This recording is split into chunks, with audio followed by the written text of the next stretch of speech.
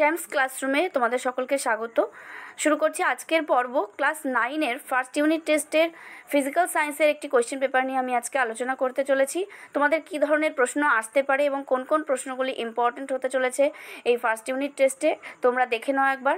স্ক্রিনে নজর রাখো।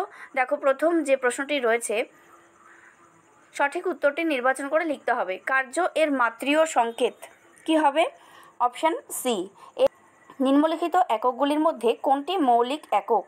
উত্তর হবে আলোকবর্ষ, অপশান এ। 3 নম্বর প্রশ্ন, 2 কেজি ভরের উপর কত মানের বল ক্রিয়া করলে 2 মিটার পার সেকেন্ড মাইনাস 2 ত্বরণ উৎপন্ন করতে পারে? উত্তরটি হবে 4n, অপশান বি। 4 নম্বর প্রশ্ন, নিউট্রনবিহীন একটি পরমাণু হলো কি? Protium, option A. এবং 5 নিউট্রন কণা আবিষ্কার করেন স্যাডউইক। উষ্ণতা বৃদ্ধিতে পটাশিয়াম নাইট্রেট এর দ্রাব্যতা বৃদ্ধি পায়। এবং 7 নম্বর প্রশ্ন রয়েছে, 51 গ্রাম অ্যামোনিয়ার অণুর সংখ্যা কত যখন আণবিক ভর 17 গ্রাম? এখানে উত্তর হবে অপশান সি, 18.066 × 10⁻23। কারণ তোমরা জানো মোল সংখ্যা নির্ণয় করতে হবে আগে, আর মোল সংখ্যা সমান হলো প্রদত্ত পরিমাণ বাই আণবিক গুরুত্ব। তাহলে এখানে প্রদত্ত পরিমাণ 51 আছে আর আণবিক গুরুত্ব 17, তাহলে ইকুয়াল টু কত হয়? 3 গ্রাম। এবার 51 গ্রাম অণুতে 3 গ্রাম যেটা তোমাদের পেলে সেটা অ্যাভোগাড্রো সংখ্যাকে গুণ করতে হবে। অ্যাভোগাড্রো সংখ্যা হচ্ছে 6.022 × 10⁻23। এটা গুণ করলে তোমরা পাবে 18.066 × 10⁻23।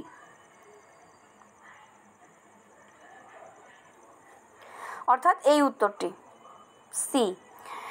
তারপরের প্রশ্নটি রয়েছে, দেখো, 35Cl17 পরমাণু নিউট্রন সংখ্যা কত হবে? 18। অর্থাৎ এখানে 35 থেকে 17 বাদ দিলে পাবে 18 নিউট্রন সংখ্যা। নেক্সট, 31P15 এর আইসোটোন হলো, আইসোটোন কত হবে? 32S16, option A. 10 দাগে যেটি রয়েছে, এক ব্যক্তি আর ব্যাসার্ধের বৃত্তপথের অর্ধেক পথ অতিক্রম করলে তার সরণ হবে 2r। পরের প্রশ্ন, একটি বস্তুকণা সমবেগে চলছে, বস্তুকণাটির ত্বরণ 0, কারণ বস্তুকণাটির গতি বাড়ছে না, ক্রমবর্ধমান হলে তখন সেটার ত্বরণ হয়। এরপরে রয়েছে কি?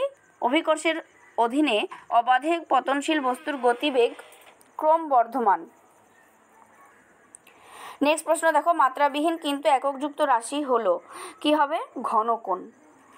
1 আলোকবর্ষ সমান কত কিলোমিটার? 9.46 × 10⁻15।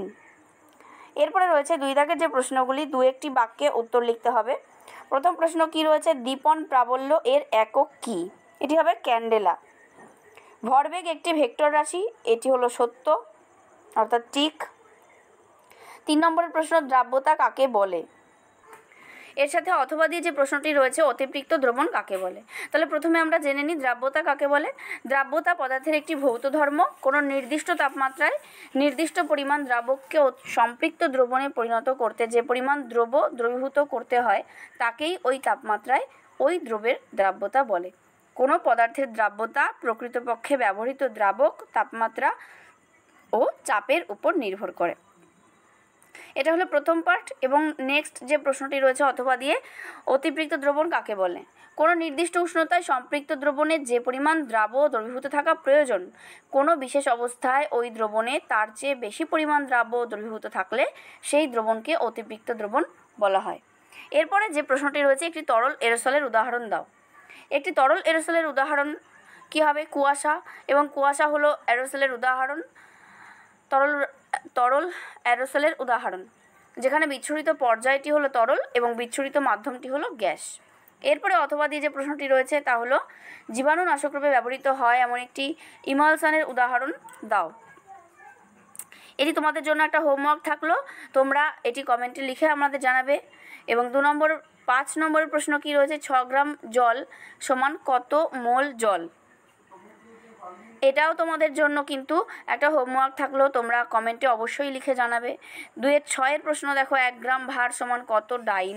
এখানে তোমাদের এই অঙ্কটি করে দেওয়া আছে, তোমরা পড়ে নিয়ে বুঝে করো। এরপরে যে প্রশ্নটি রয়েছে, নিউটনের গতিসূত্র 3টি কী জাতীয় নির্দেশতন্ত্রে প্রযোজ্য?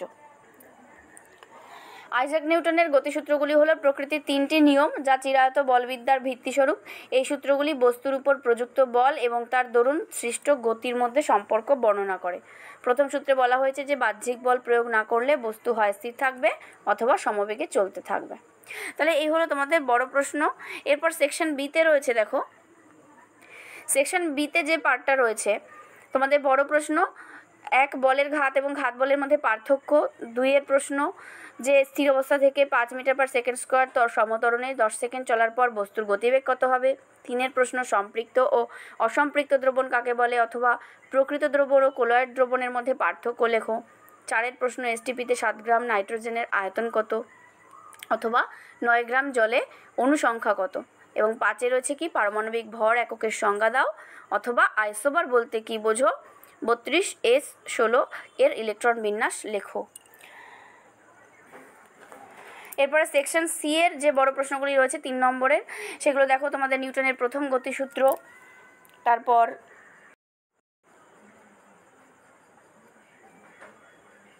এসআই পদ্ধতিতে বলের পরম এককের সংজ্ঞা এবং চলন্ত বাস হঠাৎ থেমে গেলে যাত্রীরা কোন দিকে ঝুঁকে পড়ে তার ব্যাখ্যা।